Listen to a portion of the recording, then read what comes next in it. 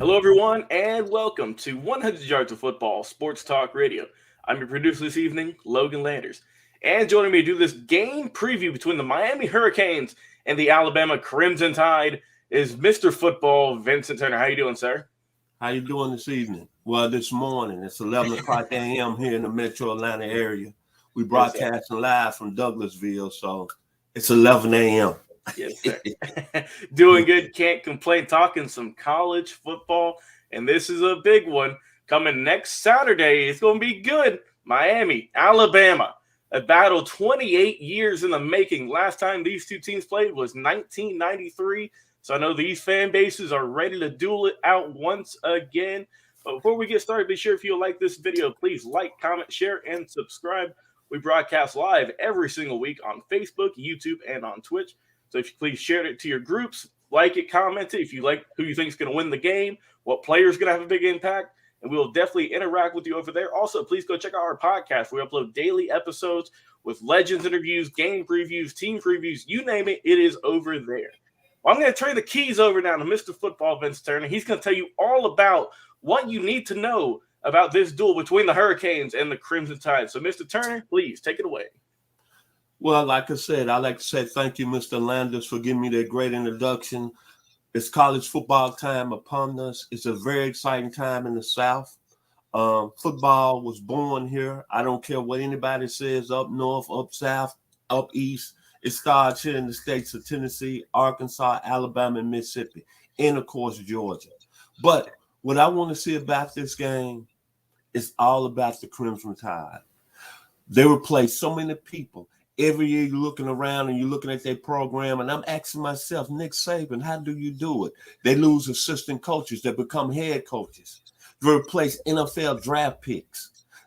This year's team is going to be very special. And what I want to see, how you going to replace Devontae Smith production? How you going to replace Mr. Mac Jones production? How you going to replace Mr. Najee Harris production?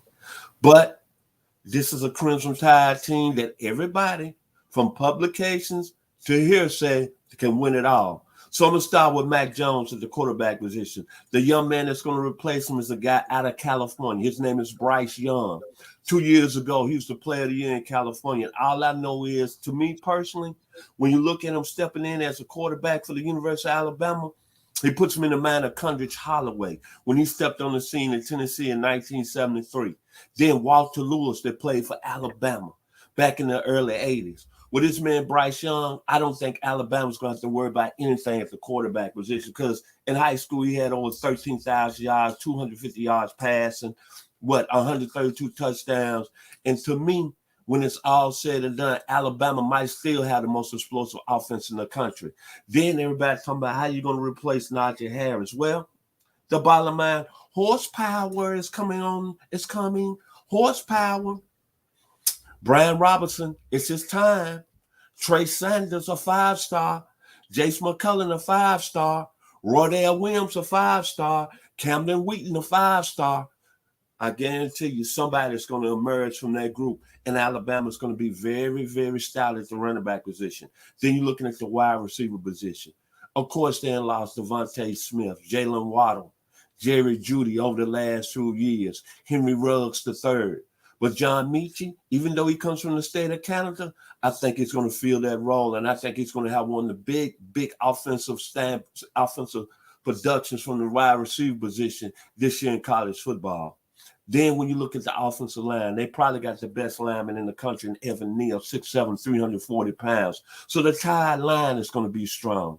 So when you look at Alabama offensively, they might struggle a little bit starting off. But I'm going to tell you this, they're going up against a Miami team that's going to give them a very, very hard look. And I expect Alabama's still going to be able to move the football. Now let's go over to the defensive side of the ball. This is where Alabama's going to still stay in the top rankings early on the season. Because you know why? The defense is going to go back to where it was back in the 70s when they had E.J. Jr. and Barry Krause. When they had my man John Hand and Mr. Copeland on the 1992 National Championship team. And then, of course, Derek Thomas and Cornelius Bennett is going to be first because you want to know why? I love Alabama. I think they got the two best outside linebackers in the country. Christopher Allen is a player. Mr. Will Terminator Anderson from Dutchtown High School, first team All-American as a freshman, had 7 sacks last year. His game is going to go up. Tim Smith has been waiting in the wings in the defensive line position. He's athletic. And then Christian Harris is another linebacker who I think when it's all said and done, it's going to be a first-round pick. Then you're looking at the secondary. They lose Patrick Surtain. You ask yourself, well, where's Alabama going to pick the next Patrick Surtain? Josh Jobe has played a lot of football. He's going to be a first-team All-American, NFL talent. Mela Moore is ready to be that shining star. And then when you look at it overall, Jordan Battle is going to be the next big thing coming out of the secondary with Alabama. Alabama's going to be ready to roll when they come to Atlanta in 2 weeks. Now the team that's going to be facing them, the Miami Hurricanes. I give credit to Manny Diaz. He gave Miami a little respect last year. Even though Miami didn't end the season on a good note, they lost to North Carolina 62-26 at home, and they lost the bowl game to Oklahoma State. But I tell you what, they made probably the best acquisition in the Miami program they had in the last 15 years when they got the Eric King coming from the University of Houston. And you know what he did? He brought life back to not only Miami's offense, he brought life back to the program. And what did he do in a short season? 2,600 yards, 23 touchdowns, only 5 INTs, 538 yards rushing. But what I liked about him, he became as an impact. Remember when Fran Tarkenton carried Georgia to an SEC championship in 1959? Remember when Ken the Snake Stabler in 1966 took Alabama to a number 3 ranking in college football? Remember when Joe Montana took Notre Dame to a national championship in 1978? That's what the extra King meant to this Miami offense. And you know what? I got a new nickname for him. I'm going to call him Crockett and Tubbs, Miami Vice 1. That's the new name for Mr. King. Crockett and Tubbs, Miami Vice 1. Then when you're looking at the offense, last year, Cameron Harris averaged almost 6 yards a carry. So I think he's going to be pretty stable. At the wide receiving position, Mike Hartley put up some nice numbers last year, 57 receptions, 799 yards. Then they brought over Charleston Rambo from the University of Oklahoma. He's going to take their receiving core to another level. Maybe we'll get to see that Miami receiving core we know back in the day when they had the playmaker Michael Irving, when they had that national championship receiver in 2002, Andre Johnson, and that guy that ran real fast, Santana Mouse.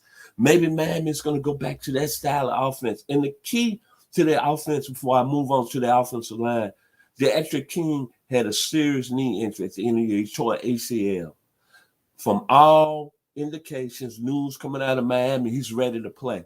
He's going to be a big key, especially coming up against Alabama, his ability to make things happen and carry their football team. I like the tight end they got that's going to help out Mr. King is Will Mallory. He's in the mold of Jeremy Shockley. And then you look at the defensive line. The second coming of Leon Searcy. The second coming of Brian McKinley. Zion Nelson is that warrior. Warrior, come out to play. And then you got the defensive side of the ball.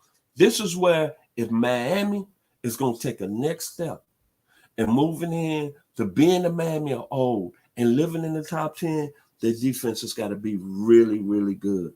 Zach McCord is a player. There's no question about it. Jonathan Ford is steady. But I like what they've done. They got 2 transfers that's going to help their defense out immensely. DeAndre Johnson is coming over from the University of Tennessee. He's bringing 8 sacks. So he's going to give them that pass rush that they need very, very serious, especially going up against Bryce Young, the University of Alabama in the first game. Ken Bradley Jennings, I know he's a player. He's got NFL potential. He's got to be a guy that's got to play much better in the middle linebacker position. Then in the secondary, which I think is a strength for their team, Bubba Bolden is NFL potential. He's a player, 74 tackles last year. I wouldn't be surprised he's first team all ACC. And then you got Tariq Stevenson coming over from Georgia, NFL potential, 10 pass breakups. So this Miami Hurricane team, I expect is going to be a little better than last year. It's all going to rely on DeEtrick King. Can he carry the team and how healthy he is? Now, when you look at Miami and Alabama, it's no question about it. You're asking yourself, Alabama's got to replace a lot of people, but on the offensive side of the ball, but I'm telling you, Bryce Young is a player. He's special. Condrich Holloway, too. And Alabama is going to move the ball in this football game. Then you're looking at Miami. Can the Edric King match that? Because when it's all said, Alabama's going to be Alabama. And the key to this game is who defense steps up at a high level. And right now, I expect Alabama's going to go back to the old school Alabama defenses back in the day. In Miami, the way you're going to stay in this game is very simple. Can the Edric King control the game with his short passing game, with his ability to make plays? When it's all said and done, I hate to say it, Roll Tide is going to roll big in the Georgia Dome. I'm sorry. I don't care how many assistant coaches they have lost. I don't care how many players they have lost to the NFL. There's talent is on the way. And they got that young man out of California, Madden Day. Bryce Young is going to lead the show. Yeah, you brought up a good point, Vince. And I agree with you. I think the big key, especially in week 1, is what defense is going to show up. Because let's face it, some of these guys are going to be rusty. It's week 1. They're still trying to get their feet wet. The defensive coordinators are still trying to figure out what they're going to do, what schemes they're going to run. So I'm with you. I think whichever defense steps up is definitely going to have the advantage. And I got to agree with you. I think the Crimson Tide are going to roll over the Hurricanes. I think it's going to be by about 3 touchdowns. Miami is going to have a good season. I like King. I think he's going to have a great year coming off that injury. But, hey, it's the Crimson Tide, man. You got to have all hands on deck to beat this team, regardless of who turns over, what new coaches they get. It don't matter. There's a reason they've been ranked number 1 in the preseason AP poll for what feels like the past 20 years. So, I mean, hey, what more can you say about Alabama? Nick Saban, one of the best college football coaches of all time, arguably the greatest. And, Miami is, they are rebuilding. They're trying to get things back to where they were back in the early 2000s. But I think that with just a little bit of patience, they'll get there. They're looking good, though. But I got the Crimson Tide winning this one. If you guys have enjoyed this video here today, first off, thank you so much for tuning in. Whether you're watching us live on Facebook, YouTube, or on Twitch, we surely appreciate all your likes, comments, shares. And, of course, be sure to like the channel and subscribe to it to get all of your great football content. Also, please go and check out our podcast. Available anywhere you listen to podcasts like Apple, Spotify, iTunes, iHeartRadio, or anywhere you listen to your podcast listening needs. We are over there. We upload daily content, whether it's amazing Legends interviews with our guy, Bobby Butler, former Atlanta Falcon, some great game previews, some great team previews with my guy, Mr. Football, Vincent Turner, right below me. Of course, we got amazing interviews, of course, with Coach Kevin the Bull Jones, bringing on some great high school talent and high school coaches. So please go check us out over there, man. We have great content. We do daily episodes, so go over there and subscribe. And that's brought to you by the Believe Podcast Network, who've been doing a great job with us for getting close to a year now. So we appreciate all of their great work, and we hope to keep working them in the future. Well, hey, you heard it here from Mr. Football, Vincent Turner, breaking down the Hurricanes versus the Crimson Tide. Thank you so much, sir, for coming on and telling the viewers who you think's going to win this game and the keys to victory. I've been your producer, Logan Landers. You guys have a great day, and we will talk to you in just a minute with another live video here on 100 Yards of Football.